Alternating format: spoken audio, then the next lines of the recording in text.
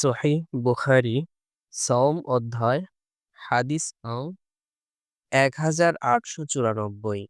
আবু হুরায়রা রাদিয়াল্লাহু তাআলা আনহু থেকে বর্ণিত, আল্লাহ রাসূল সাল্লাল্লাহু আলাইহি ওয়াসাল্লাম বলেছেন, সিয়াম ঢাল স্বরূপ। সুতরাং অশ্লীলতা করবে না এবং মূর্খের মতো কাজ করবে না।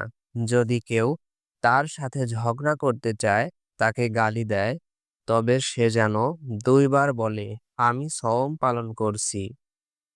ওই সত্তার শপথ যার হাতে আমার প্রাণ, অবশ্যই সওম পালনকারীর মুখের গন্ধ আল্লাহর নিকট মিশকের সুগন্ধির চাইতেও উৎকৃষ্ট।